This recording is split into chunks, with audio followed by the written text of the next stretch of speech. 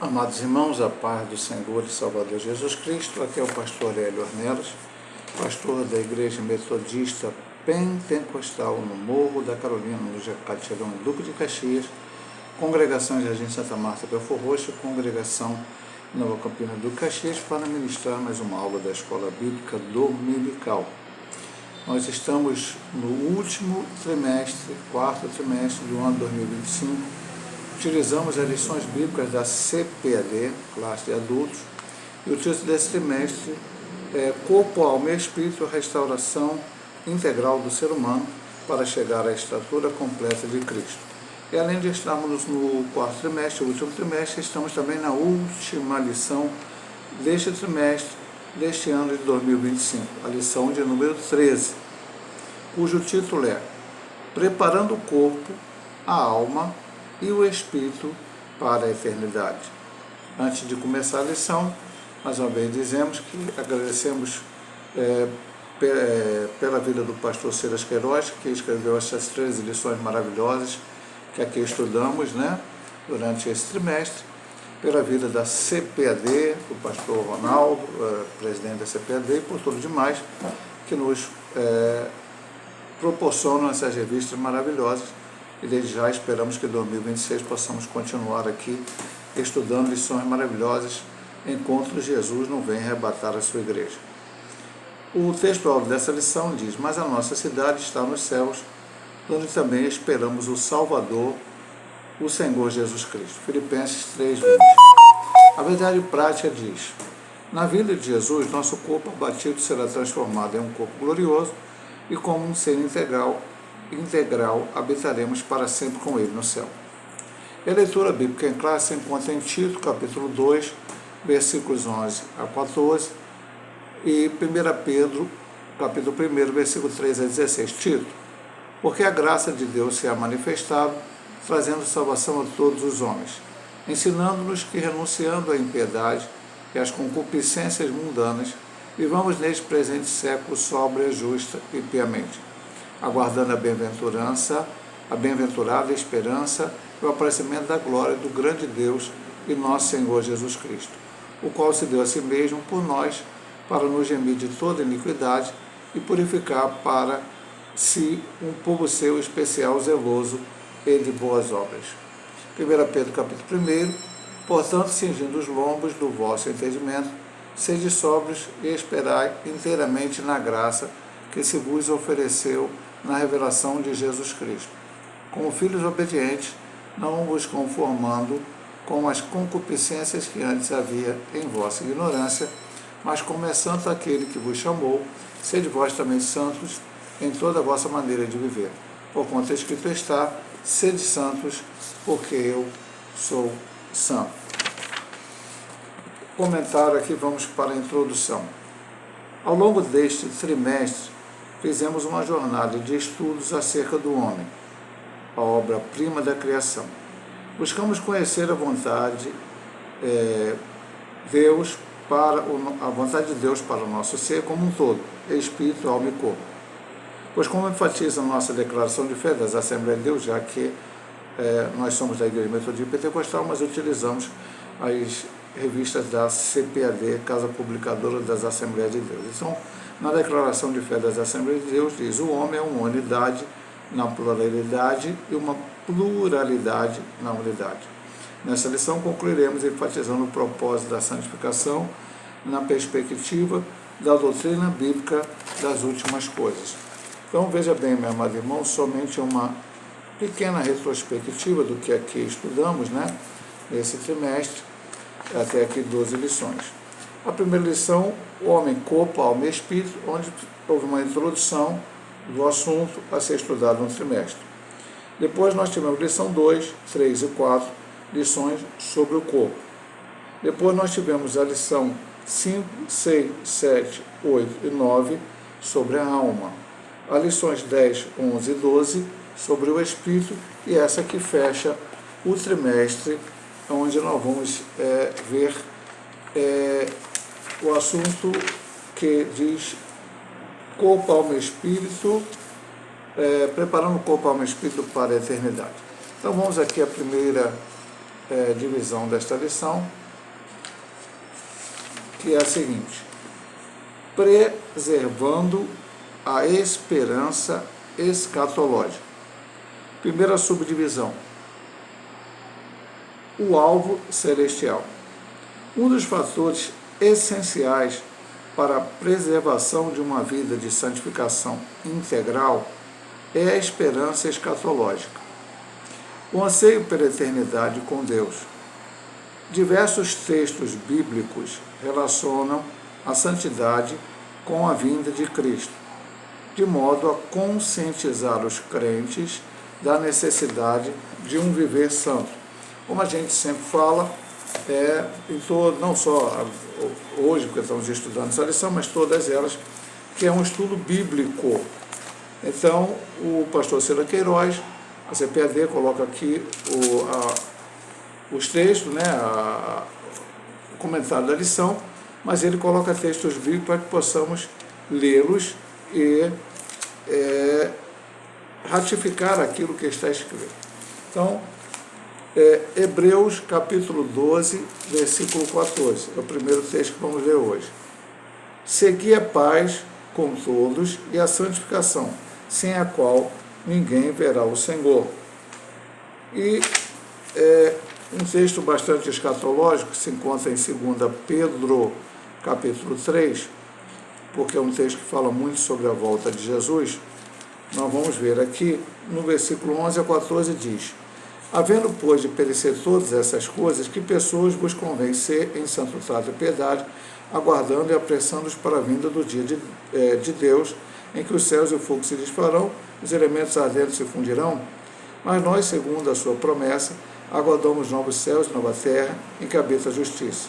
Pelo que, amados, aguardando estas coisas, procurai que deles sejais achados imaculados e irrepreensíveis em paz, e tende por salvação a longanimidade de nosso Senhor, como também o nosso amado irmão Paulo vos escreveu, segundo a sabedoria que lhe foi dada.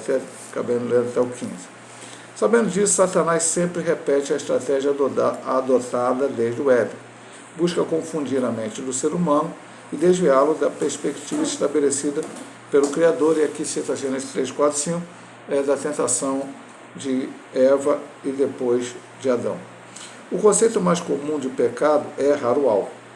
A nova vida em Cristo é uma correção de alvo. Visa tirar-nos da limitada e miserável perspectiva meramente terrena e finita e nos sintonizar com o propósito celestial eterno. Então, esse ponto fala sobre preservando a esperança escatológica. Assim como é a linha da Assembleia de Deus, escatológica, é a nossa linha também da Igreja Metodista Pentecostal. Nós somos pré-tribulacionistas e pré-milenistas. Pastor, quais são os outros pensamentos? Os outros pensamentos são o pós-milenismo e o amilenismo. Existe hoje midi-tribulacionismo, pós-tribulacionismo, então. A nossa ideia pós-tribulacionista é porque entendemos, porque somos também, não somente dessa corrente na parte de escatologia, mas também da corrente dispensacionalista, a qual entende que ao final dessa dispensação que estamos vivendo no momento, que é a dispensação da graça, depois virá o milênio. E entre a graça e o milênio haverá a grande tribulação. As outras correntes não entendem isso. Inclusive o amilenismo nem crê no milênio literal. As coisas vão acontecendo, Jesus volta, tem um trono branco e vem a eternidade.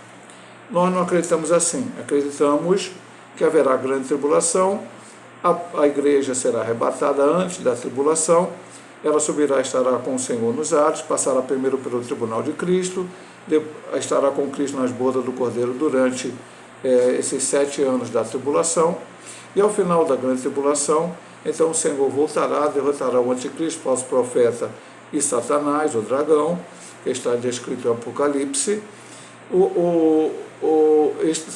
Israel estará reconhecendo ele como Messias, ele inaugurará o reino milenial. O falso profeta e o anticristo serão lançados do lago de fogo e enxofre, e Satanás será preso por 1000 anos, o Senhor reinará literalmente nessa terra com Israel e também com a igreja durante 1000 anos, e depois então verá a segunda ressurreição, o juízo do trono branco e a eternidade. Cremos assim, e nesta linha de pensamento escatológico, é claro dizer, citamos aqui, lemos Hebreus 12, 14, para não dizer, estamos lendo aqui o livro do teólogo tal que crê desta maneira. Não, estamos lendo aqui na Bíblia, aonde se baseia esta ideia. Então, diz aqui que, vou ler a primeira frase que diz, um dos fatores essenciais para a preservação de uma vida de santificação integral é a esperança escatológica. Por que nós nos santificamos na nossa vida? Porque nós estamos aguardando a volta de Jesus. Basicamente é isso que ele quer dizer. Essa linha de pensamento escatológico. Um anseio pela eternidade com Deus. Porque essa eternidade ela começará para os salvos no momento do arrebatamento da igreja, onde os mortos ressuscitarão primeiro, terão seus corpos transformados e glorificados, e nós, os que estivermos vivos, e a gente fala nós, aqueles que estiverem vivos naquele tempo. Jesus pode voltar depois dessa nossa geração, então estarão mortos e ressuscitarão. Mas aqueles que estiverem, mas Jesus pode voltar também nesta geração, e nós estivermos vivos, seremos transformados, subiremos todos ao encontro serão nos ares, como está em 1 Tessalonicenses, capítulo 4, do versículo 13 ao 18, e ainda outras referências, como 1 Coríntios 15, que fala sobre toda essa questão da ressurreição. Então, voltado para isso, a Bíblia fala que seguir a paz e a santificação, sem os quais ninguém verá o Senhor. Lá na frente nós vamos ver o assunto de santificação posicional e santificação progressiva no caminhar desse estudo. Então, depois ele fala aqui no final do ponto, qual é o conceito mais comum do pecado? Errar o alvo. Então, eu errei o alvo e aí pequei.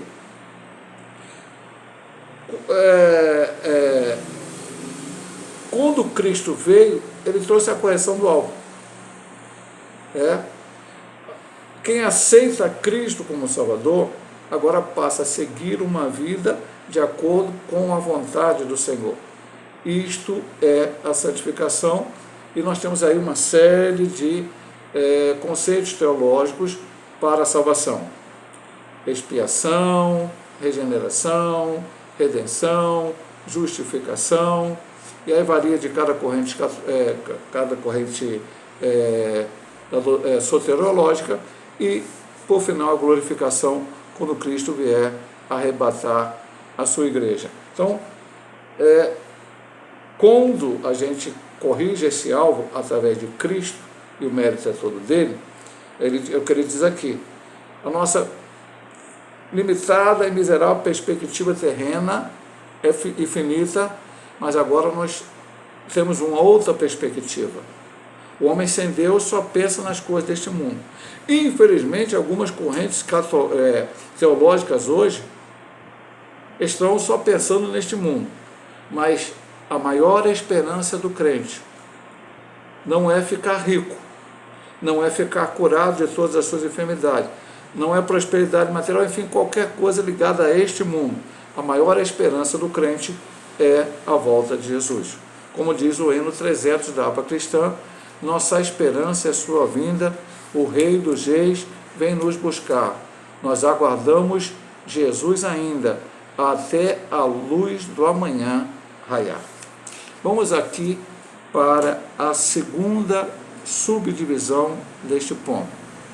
Oposições à visão celestial. Jesus enfrentou terríveis oposições durante seu ministério, a começar pelas tentações do diabo, que queria mudar o propósito do Messias e confiná-lo ao limite das conquistas terrenas. Vamos ler aqui Mateus capítulo 4. Ele optou por Mateus 4, mas a tentação também está em Lucas 4. Ele coloca o versículo 8 a 10, ou seja, parte da tentação. e ele vai para a última.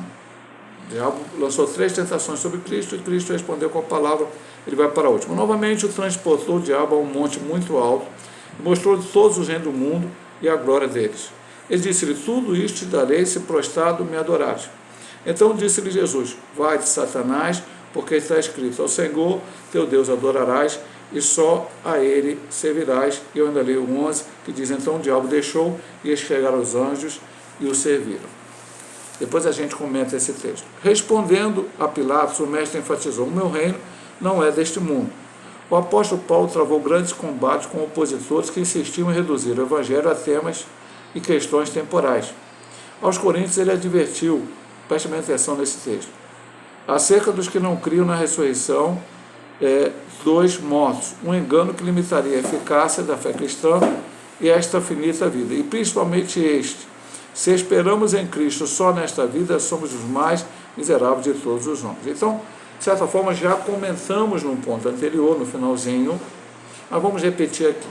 Então, qual a estratégia do diabo? Nos limitar a esta terra, a este mundo.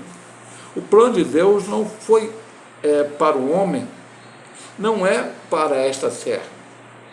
O Senhor criou Adão e Eva, e se Adão e Eva não pecassem, eles viveriam eternamente no Éden, em comunhão total com Deus. Como eles pecaram, foram expulsos do Éden, a maldição veio sobre eles, e o pecado e as suas consequências. Mas já lá no Éden, houve uma promessa que o Senhor fez, quando se dirigiu à serpente, e disse que nasceria uma semente da mulher, que seria ferida no calcanhar, mas esmagaria a cabeça da serpente. Cristo foi ferido no calcanhar ao morrer na cruz do Calvário, mas ao ressuscitar ao 3º dia, a partir daí esmaga a cabeça da serpente, e o diabo não tem mais poder sobre nada. Quando Jesus vem a essa terra, ele veio para quê? Ele veio aqui, eu sempre digo, recentemente eu preguei várias vezes, falei na igreja. Vou repetir isso para você, eu falei paralelamente no ponto anterior, mas eu vou falar aqui de uma outra maneira. Jesus, o principal coisa que Jesus veio aqui na terra foi curar enfermos? Não. Ele curou enfermos, uma grande obra, fez muitos milagres, curou cego de nascença, curou o paralítico, curou hidrópico, curou leproso, curou o mudo surdo, todos os milagres. O maior objetivo que Jesus veio aqui foi expulsar demônios? Não, mas ele expulsou demônios. O endemoniado gadareno, aquela mulher que estava 18 anos encurvada, o filho daquele homem, a qual depois do monte da transfiguração, 9 discípulos tentaram expulsar o demônio e não conseguiram. Jesus expulsou demônios. Jesus veio aqui fazer milagres, maravilhas? Não, esse não é o principal objetivo, mas fez.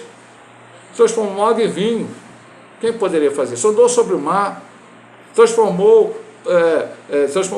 milagre de multiplicação de peixe e pães, e tantos outros milagres extraordinários. Perfeito? Mas o principal objetivo que o Senhor veio a essa terra, e ele concretizou na cruz, era a salvação da humanidade. E para a salvação da humanidade, ele precisava morrer na cruz do Calvário. Nesse interregno entre o seu nascimento, o começo do seu ministério, a sua pregação, o diabo tentou reverter isto. E tentou a Cristo. E nessa terceira tentação, levou ao pináculo do tempo, mostrou todos os reinos desse mundo. Só que a Bíblia diz no Salmo 24, do Senhor é a terra e tudo que nela há. Então, o diabo não tem nada, nem o lugar onde ele vai morar, a passar a eternidade, que ele não está lá ainda, mas ele vai passar a eternidade lá, que é o inferno, ou lago de fogo e enxofre, não foi ele que criou, porque a Bíblia diz que o inferno foi criado para o diabo e seus anjos. Então ele não tem poder de nada. Ele pode ter controle, por causa do pecado, que sobre o sistema que está este mundo. E o Senhor disse, não, só vai adorar ao Senhor Deus. Então ele tentou. E hoje ele tenta fazer isso com o homem. Quantas pessoas hoje estão adorando o dinheiro? Quantas pessoas hoje estão adorando? Pastor, estão assim diante do dinheiro? Não, meu amado irmão. Quando você dá mais importância a algo do que a Deus, é uma adoração. Foi isso que Jesus disse para ele. Somente ao Senhor Deus adorarás. O dinheiro não pode ser a coisa mais importante na minha vida. E muita gente está dando uma importância superior ao dinheiro. Vivem a sua vida para ganhar dinheiro, para esbanjar o dinheiro, para isso, para aquilo. É pecado ser rico? Não. Já falamos isso várias vezes, não tem problema nenhum. Mas aqueles a qual Deus dá são gratos e devolvem a Ele, e dão a Ele, e utilizam o seu dinheiro para a glória de Deus. Outros pela fama, dão tudo pela fama, fazem tudo pela fama. Estão colocando a fama no lugar de Deus. E assim tantas outras coisas. Assim o diabo tenta enganar o homem, para tirar ele do objetivo. O objetivo qual é? É reencontrar com o Senhor. É verdadeiramente, a gente já, quando aceita Jesus, já passa por essa experiência maravilhosa aqui nesta vida. Mas o principal é lá, quando vamos ficar com o Senhor para sempre num corpo glorioso, que não vai ter mais o efeito do pecado sobre a nossa vida. Então, veja que Jesus teve essa batalha. Jesus disse para Pilatos, João capítulo 18, meu reino não é deste mundo. Se o reino de Jesus não era deste mundo, também a igreja não tem que ter um reino neste mundo. Nosso reino é espiritual, é celestial. Depois ele fala do combate de Paulo, com duas situações que estão na primeira epístola aos Coríntios, capítulo 15, o capítulo da ressurreição. Primeiro, havia pessoas que estavam tentando passar aos Coríntios, por isso ele escreveu este capítulo da carta, que não havia ressurreição. E aí ele explica, se não tem ressurreição, então Jesus não ressuscitou, e aí não adianta nada, não tem evangelho, acabou. Evangelho, pastor, como é que é o evangelho completo? Jesus Cristo salva, cura, liberta, batiza com o Espírito Santo e brevemente voltará. Para que ele brevemente possa voltar para buscar a sua igreja, ele precisa estar vivo. Para ele estar vivo, ele tem que ter ressuscitado dos mortos, e é isso que a Bíblia diz que aconteceu, e é isso que eu tenho que crer. E aí ele continuando no versículo 19, capítulo 15, ele diz, se a nossa esperança é só nesta vida, somos os mais miseráveis dos homens. Porque aqui, Jesus tinha, aqui não está citado, mas Jesus falou, aqui os tesouros deste mundo, o ladrão rouba e mina, a traça faz acabar. Agora lá no céu não. O que temos preparado lá com o Senhor, o que Ele preparou para nós é eterno. Ninguém pode destruir, ninguém pode nos tirar, a não ser nós mesmos, se nós recusarmos, ouvindo a voz do diabo, recusarmos os ensinamentos da Bíblia e irmos para outros tipos de ensinamentos. Como estudamos no final da lição passada, filosofias falsas, outros pensamentos, teologias modernas. Cuidado com tudo isso, meu amado irmão, em nome de Jesus. E ainda dentro desse ponto, ele vai, na terceira subdivisão, falar sobre inimigos da cruz de Cristo. Aos Filipenses, Paulo combateu o que pensava somente nas coisas terrenas. O fim deles é a perdição, o Deus deles é o ventre, e a glória deles é para a confusão deles mesmos, que só pensam nas coisas terrenas, Filipenses 3,19. E no 18 ele fala que essas pessoas eram inimigos da cruz de Cristo.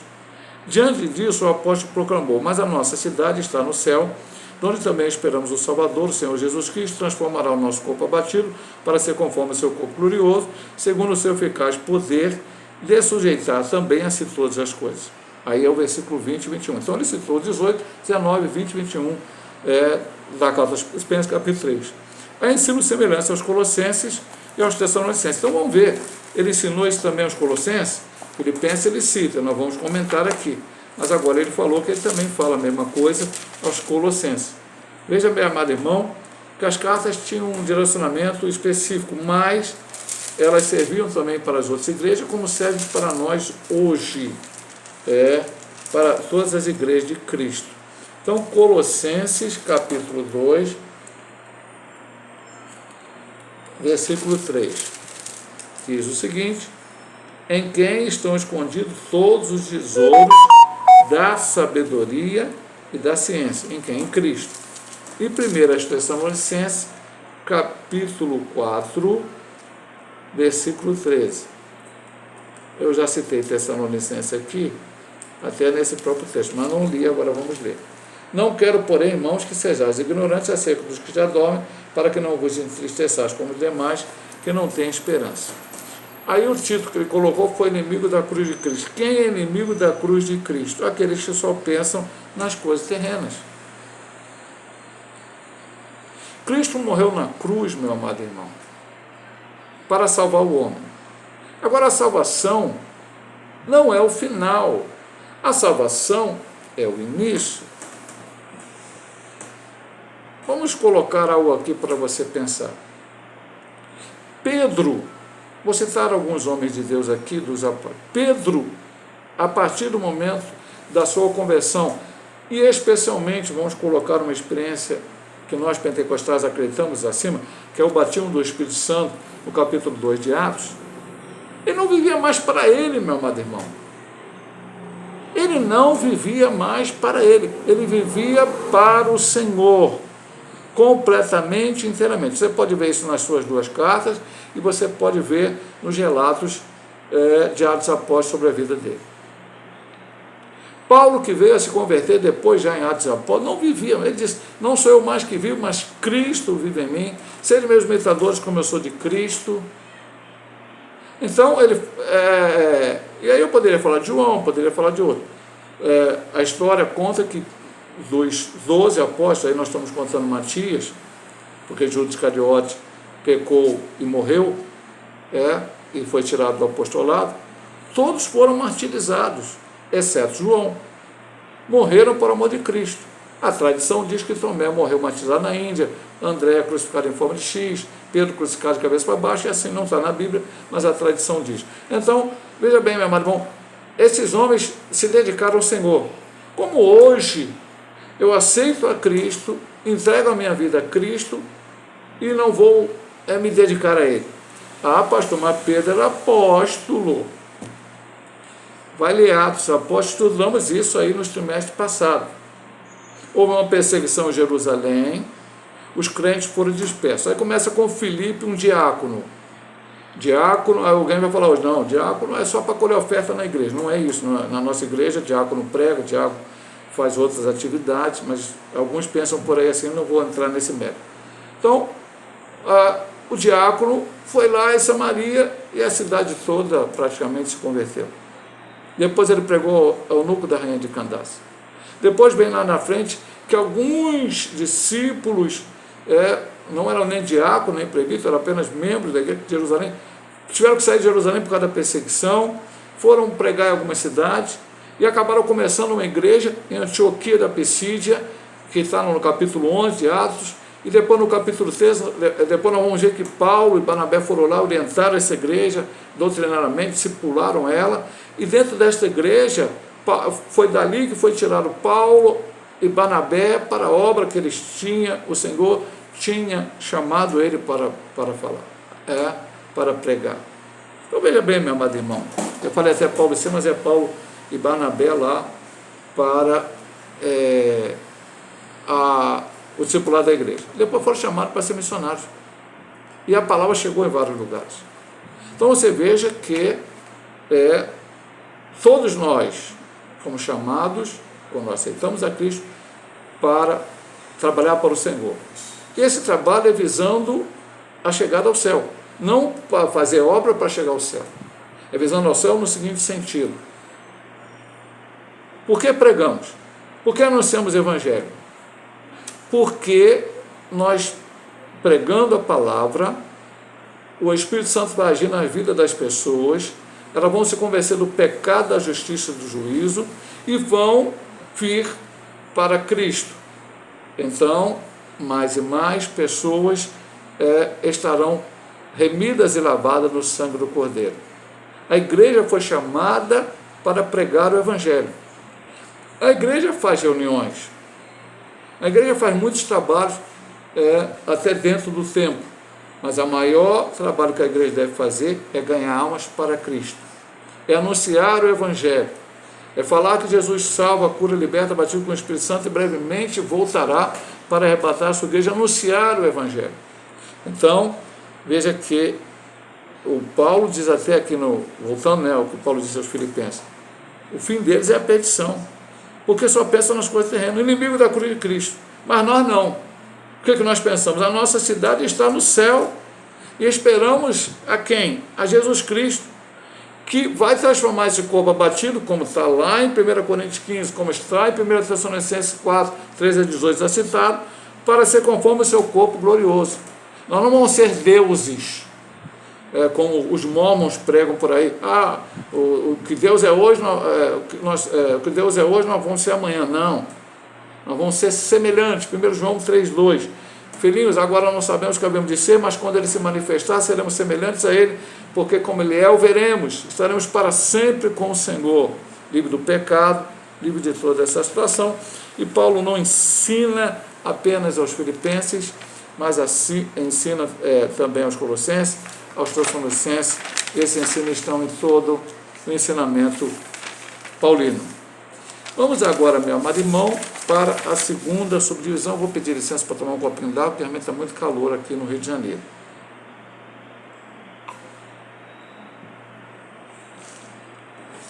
Vamos lá. Já tocamos nesse assunto. Já falei que estava no final da lição passada. Eu vou até citar aqui o final da lição passada, antes de ler esse ponto. Ó. Deixa eu ver aqui o ponto onde ele dizia.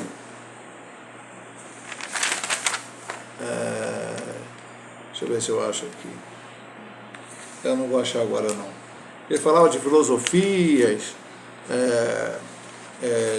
falsas teologias, para a gente ter cuidado com essas coisas. Vamos lá. E ele vai falar agora. Perigo de teologias modernas. Primeiro, subdivisão deste ponto. Um cristianismo secularizado.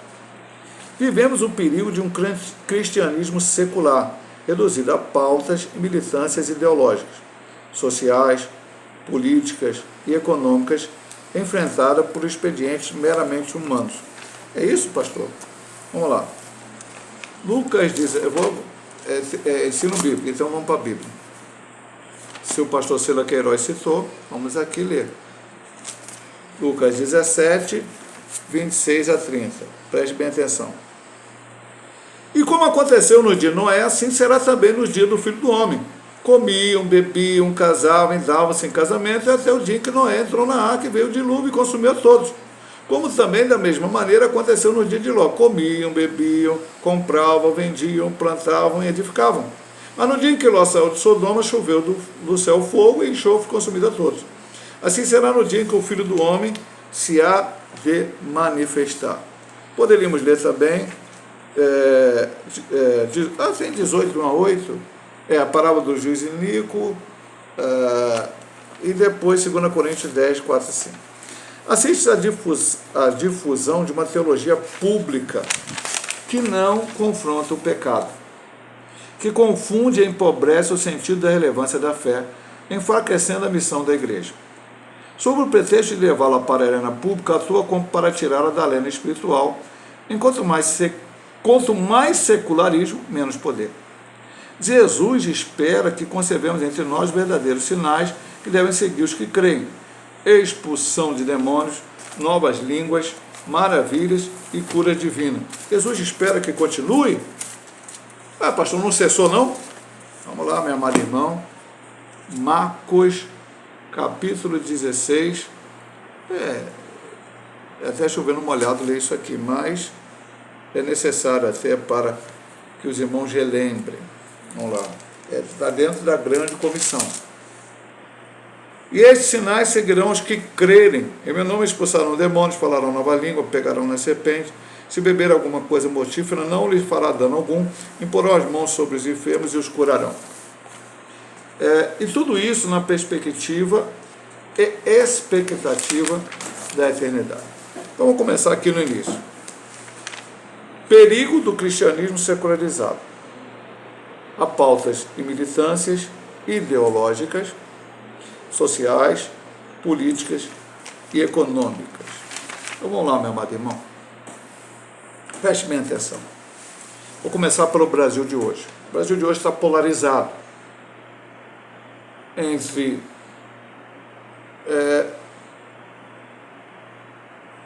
dois grandes líderes da direita e da esquerda, embora um agora esteja preso. Direita e esquerda. Se briga, se fala. Muitos pastores têm se envolvido um pouco demasiadamente demais, na minha opinião, na parte política. E aí, se esquece de pregar o Evangelho. Quando o Brasil vai ser transformado, por exemplo, eu vou dar um exemplo, o Brasil, depois não vai entrar no geral. Se todos aceitarem a Cristo como Salvador. Não é se todo mundo virar de direita, não, pastor? Não. Há várias pessoas que são da direita que cometem atos ilícitos, que contrariam a Bíblia. Políticos e pessoas que apoiam também. Então não é uma ideologia, um partido político, uma ideia política que vai transformar o ser humano. É Cristo, o Evangelho é isto, é Cristo transformando. Então, essa é a primeira parte. Aí que ele diz, vamos entrar no cristianismo secular. Mas, aqui entra um problema que eu acho que ele está tocando, ele não foi tão direto, mas eu vou dizer. Há alguns anos atrás, o mundo está em transformação. Então, eu vou falar assim, talvez o irmão consiga entender. Há 20 anos atrás, ou 30 anos atrás, as pessoas falavam, não tinha internet, mas falavam na televisão, em outros lugares, algumas coisas, hoje nós não podem falar. Algumas a gente concorda plenamente que estavam erradas naquela época, estariam erradas hoje. Outras nem tanto. E muitas vezes querem trazer isso para dentro do Evangelho. Eu vou dar um exemplo, que está aí na internet, fácil para você ver, não é do país, se eu não me engano é na Finlândia, uma deputada lá, quando fala deputado, meu amado irmão, lembre-se que em outros países não é igual ao Brasil, que tem deputado federal, deputado estadual, vereador, é uma outra ideia. Um deputado lá, que aqui provavelmente seria um deputado federal. Uma mulher, que é cristã, fez citações da Bíblia lá em um dos seus discursos, alguma coisa. E ela está sendo processada pelo próprio Estado, porque eles consideram, Estado, tá? Está incorreto de qualquer forma, mas eles Estado, que algumas partes da Bíblia hoje seriam ofensivas a certos grupos. Então, eu vou começar a falar uma coisa que surgiu ultimamente, que o pessoal falava e que eu dizia. Politicamente correto. Ainda hoje se fala isso, mas fala-se um pouco menos. Olha, temos que agir politicamente correto. Eu sempre disse, e volto a repetir, digo hoje, digo aqui no YouTube, nós temos que agir biblicamente corretos. Nós temos que agir de acordo com a palavra de Deus. Nós somos cristãos. Mandaram Pedro e João não pregar mais, falar de Jesus. Como podemos deixar de falar do que temos visto e ouvido? Melhor obedecer a Deus do que aos homens. Então, cuidado, meu amado irmão. Aí começa a teologia secularizada. Tem gente querendo tirar certos textos da Bíblia, tem gente querendo ressignificar a Bíblia. Isso eu estou falando não é do lado de fora, não. Eu estou falando de suposto crentes evangélicos protestantes no Brasil. Tem alguém que já fez tradução da Bíblia com palavrão no hebraico. A Bíblia não foi escrita em português, foi escrita em hebraico, grego koiné, no hebraico do Antigo Testamento, grego koiné, algumas partes do Antigo Testamento e pouquíssimas partes do Novo Testamento em aramaico. Não há no hebraico moderno, existe palavrões, no hebraico bíblico não. Então, há uma série de situações que querem fazer, e até limitar a pregação. Veja que hoje, eu vou falar uma coisa que hoje dificilmente você vê, principalmente na internet, né, os cultos que... Olha, se você não aceitar Jesus, você vai para o inferno. Não, pastor, isso é politicamente incorreto. Hoje só se prega Deus te ama, Deus não importa o que você está fazendo, não tem nada a ver. Meu amado irmão, nós estamos falando uma lição hoje sobre santificação. Nós estamos falando uma santificação voltada, nos preparando para a vinda do Senhor Jesus. Nós estamos falando para crentes remidos e lavados no sangue do Cordeiro. Nós não iremos para o céu pelo nosso mérito, porque fazemos ou deixamos de fazer. Nós o fazemos ou deixamos de fazer muitas coisas porque somos salvos. Todas as coisas me são lícitas, mas nem todas edificam, todas as coisas me são lícitas, mas não poderei me dominar, nem todas edificam, e todas as coisas me são lícitas, mas não deixarei me dominar, ou não poderei me dominar por nenhuma delas. Então o crente tem que ter todo o cuidado. Cuidado porque ele diz aqui no final, o verdadeiro sinal deve seguir os crentes. Não há, acabou. Pastor, hoje não tem mais cura divina. Tem cura divina, sim. Expulsão de demônio, tem, sim. Tem línguas estranhas, sim. Tem operação de maravilha, de milagre, tem, sim. Existe, agora o verdadeiro, existem muitas falsidades aí, muita falcatrua, querendo imitar Deus. Mas existe ainda e deve existir no seio da igreja. Agora vamos para a segunda subdivisão do ponto 2, falso discurso. O cristianismo moderno corre um sério risco de ser marcado em parte mais por discurso e prática. Isso ganha uma amplitude ainda maior em tempos de comunicação tão volátil. Oriunda de canais mais voltados à cultura e intelectualidade, são muitas as vozes cristãs que criticam toda e qualquer tradição, ignorando seus fundamentos. Como pentecostais clássicos, devemos nos precaver de teologias modernas, alheias à realidade do crente em seu cotidiano, em seu bairro ou comunidade rural, e permanecer crendo, praticando e pregando o evangelho simples, porém integral e poderoso. Jesus salva, cura, batiza com o Espírito Santo e em breve voltará. Quando se perde o senso da iminente volta de Jesus, compromete-se o valor da santificação.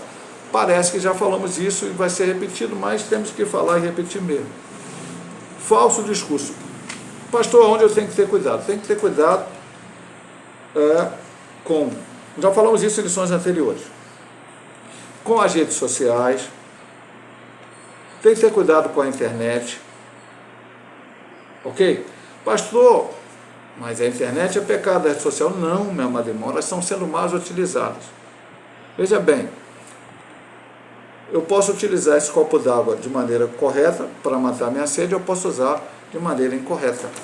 Eu posso pegar esse copo, por exemplo, eu estou com raiva de alguém, quebro ele vira um caco de vidro e eu até posso matar a pessoa com esse copo. O copo tem culpa, o copo está errado? Não, quem está errado sou eu que utilizei ele mal. E eu peguei o copo aqui, que era a primeira coisa que estava perto de mim.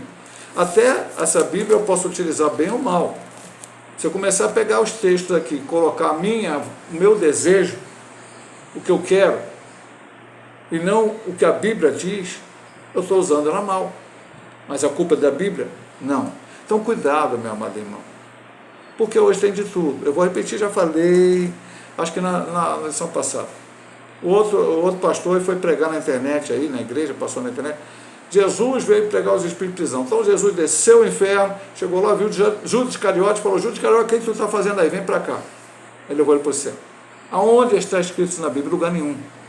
O outro diz que Jesus era milionário, e vai assim por fora, meu amado irmão, tantas coisas que estão dizendo aí. E ele diz uma coisa, meu amado irmão, interessante. Ele não vai muito profundo, mas ele diz, eu fiquei pensando aqui, criticam toda e qualquer tradição. Lógico que nós não temos que ser presos a tradições, por exemplo, como a Igreja Católica Apostólica Romana. A igreja não é comandada por homens. Pode ser que alguns teólogos do passado tenham tido uma visão incorreta, mas hoje, em alguns assuntos, não todos, mas em alguns assuntos, uma interpretação um pouco errada ali, em algum ponto, pode ser corrigida hoje, mas hoje, meu amado irmão, que querem acabar, tudo que era no passado, hoje não vale mais, porque a teologia está sendo moldada ao secularismo, ao hoje, ao que a sociedade, esse meio pecaminoso, esse mundo, né, que está dominado pelo diabo, que é trazer a teologia, adaptar a ela isso. Portanto, aquele conceito lá do passado não, esse conceito aqui não, aquele conceito não, mas o conceito, a teologia é apenas o estudo de Deus. Eu tenho que ficar com o que está na Bíblia. Então, cuidado, muito cuidado com os falsos discursos. Porque você pode ouvir o falso discurso na sua igreja, sim, mas você também pode ouvir na internet, na televisão, Cuidado. Quando alguém vier com uma ideia diferentona, né?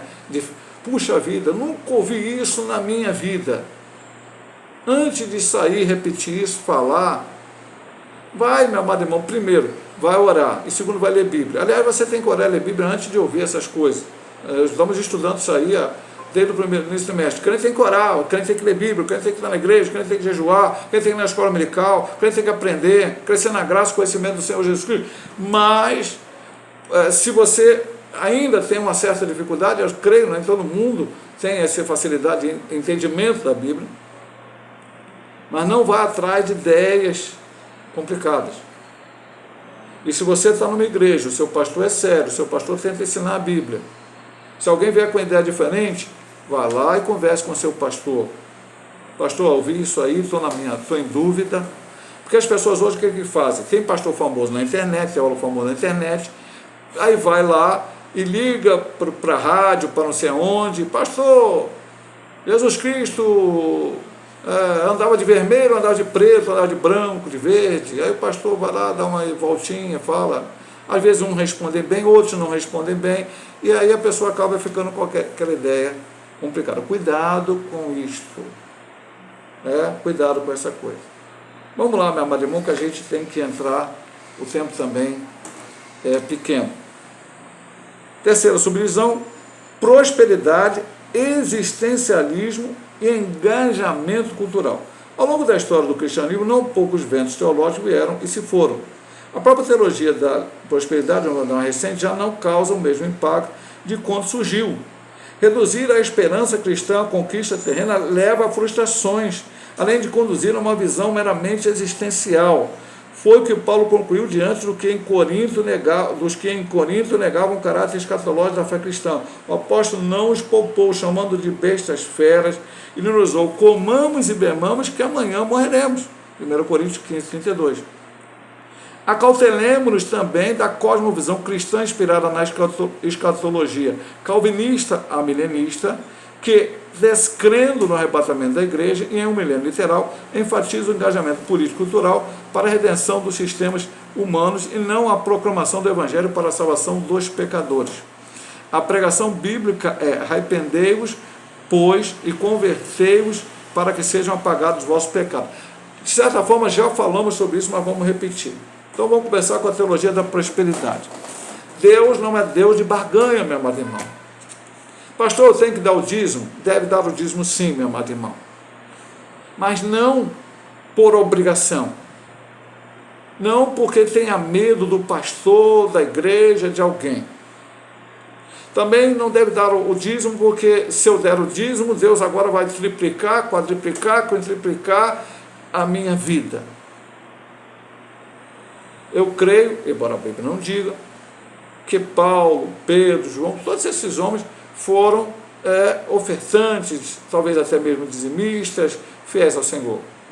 Mas passaram lutas, problemas. Jesus disse: no mundo tereis aflições. Sou dizimista, fiel, toda a minha carreira cristã, mas passo problemas, passo dificuldade, passo luta. Alguém vai dizer, nessa teologia, que é falta de fé. Não é falta de fé, meu amado irmão. Não é falta de fé. Veja aqui que ele diz: a teologia da prosperidade, que já não está tão... Por quê? Porque leva as pessoas a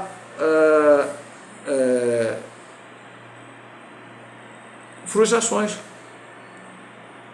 Você já viu quantas igrejas neopentecostal tem e quantos são ricos? A maioria que são ricos nessa igreja são a liderança. O resto fica ali,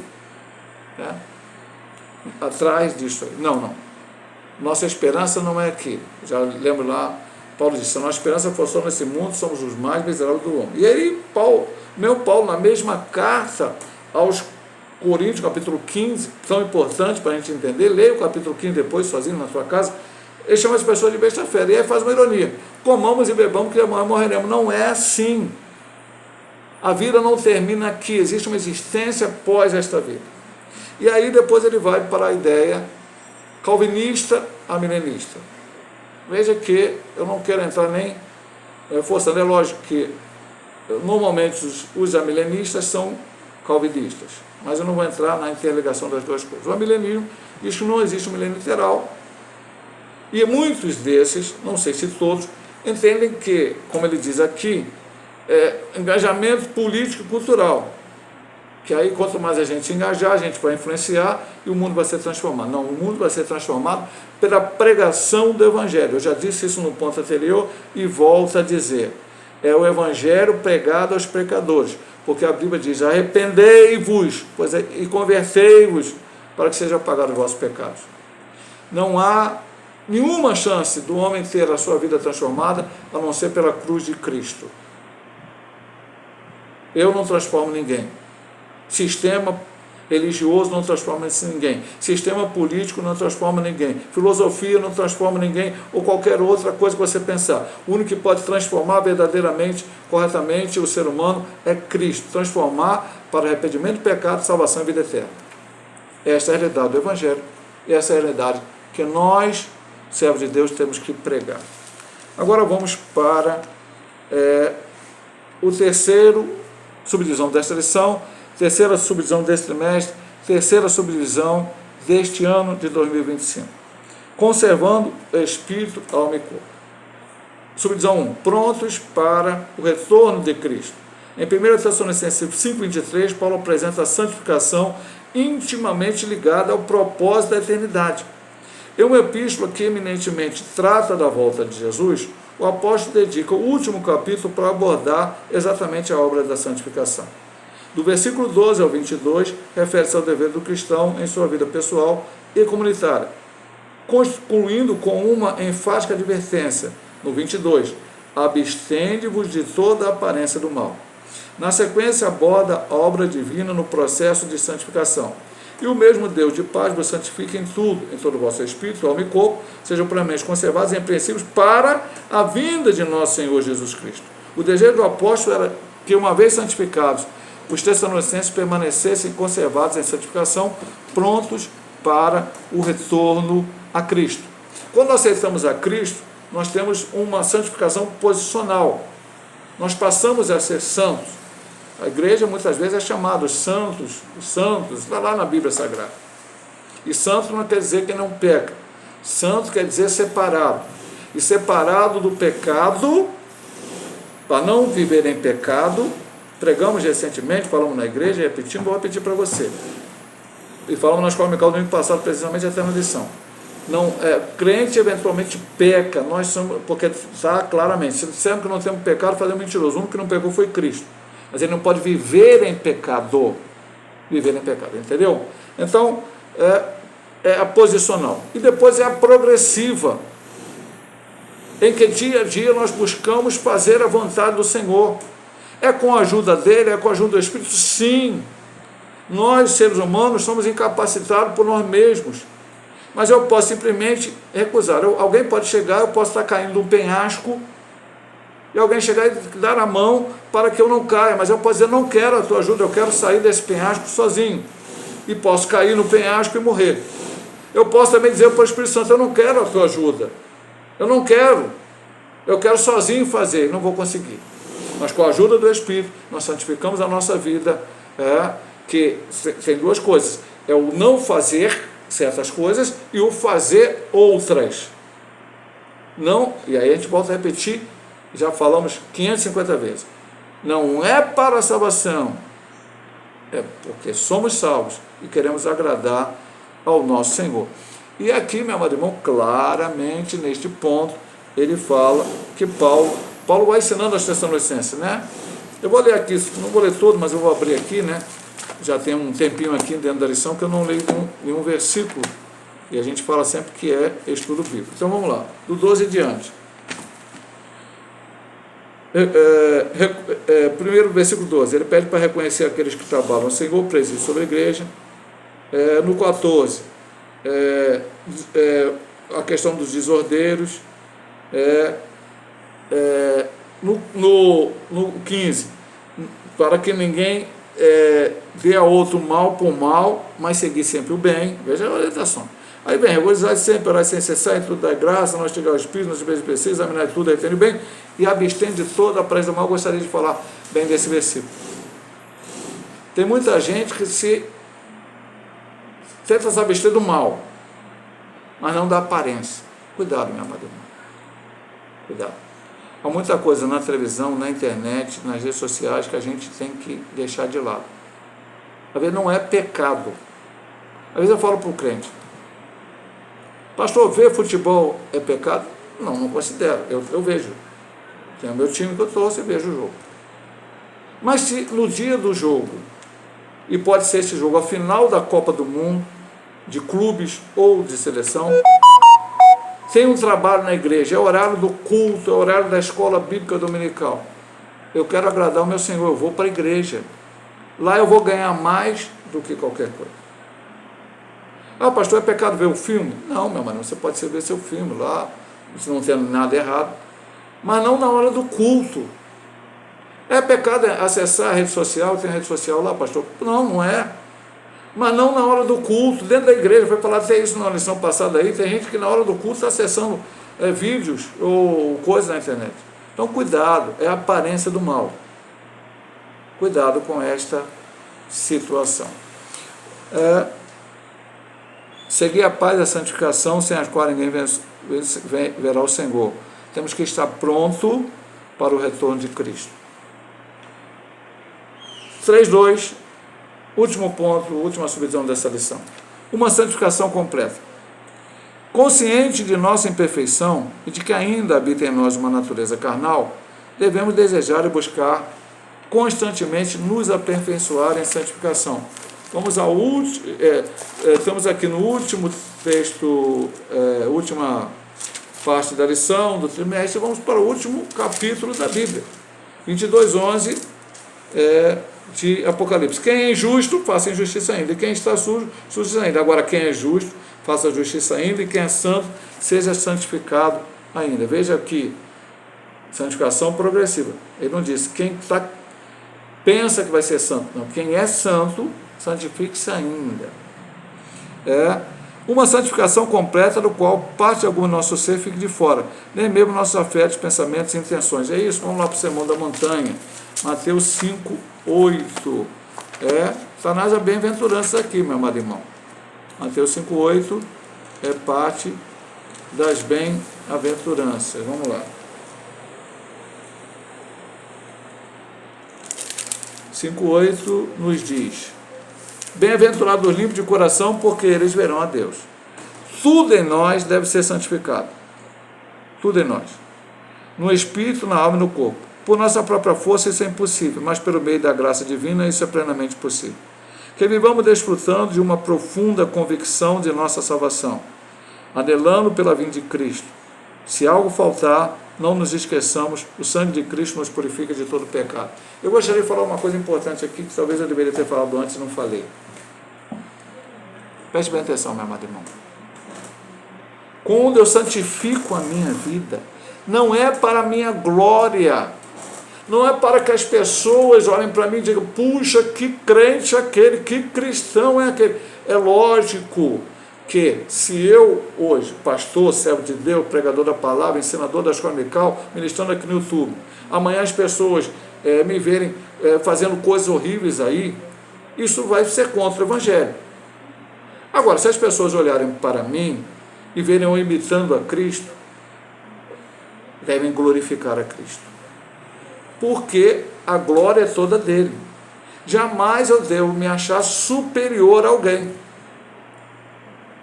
Não sou superior a outros pastores, não sou superior a outros apóstolos, não sou superior a outros irmãos em Cristo, ninguém. Porque o que eu faço para Deus é porque Ele me ajudou. Isso aqui, sem a ajuda de Deus é impossível você santificar a sua vida. Esquece. É com a ajuda dEle, é com a graça dEle, é com a misericórdia dEle, com o amor dEle. Então toda a glória é dEle. Eu sou o melhor? Não, meu amado irmão. Você é apenas um servo.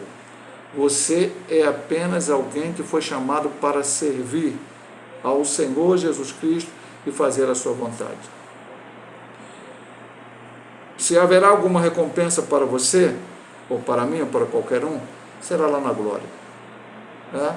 Os galardões, a vida eterna. Aqui, nosso objetivo não é fama, não é dinheiro, não é nada. Tem que ser apenas a glorificação do nome do Senhor.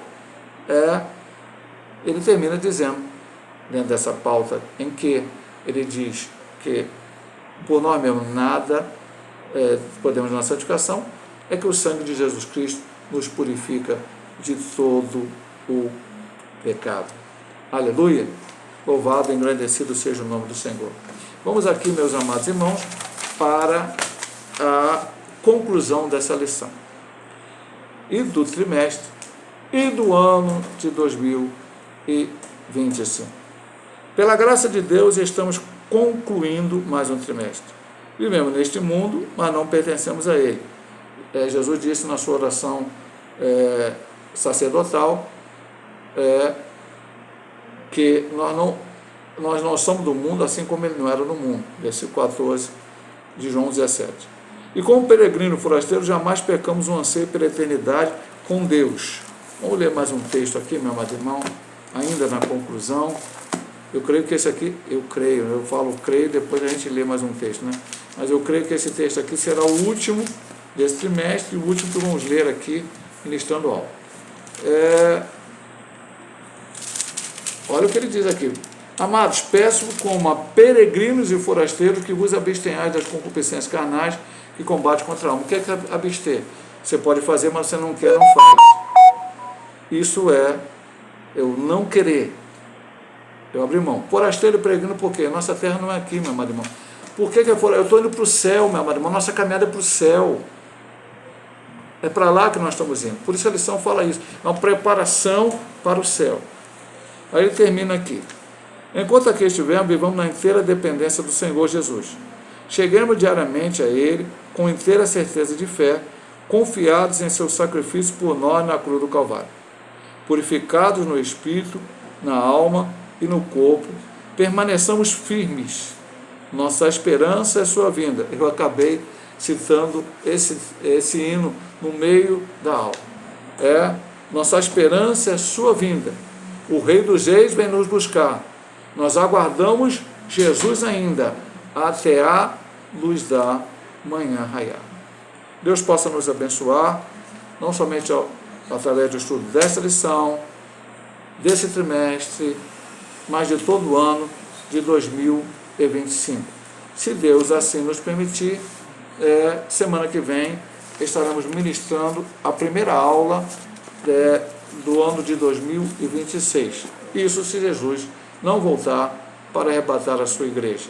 Ora vem, Senhor Jesus, deve ser a oração de cada crente, aguardando, anelando a volta do Senhor. Como disse o apóstolo São Paulo, na primeira carta de Timóteo, capítulo 4, quando ele diz: combati o bom combate, acabei a carreira, guardei a fé, só me resta a coroa da justiça que está preparada para mim e para todos quantos amarem a vinda do Senhor. Deus abençoe a todos, em nome de Jesus.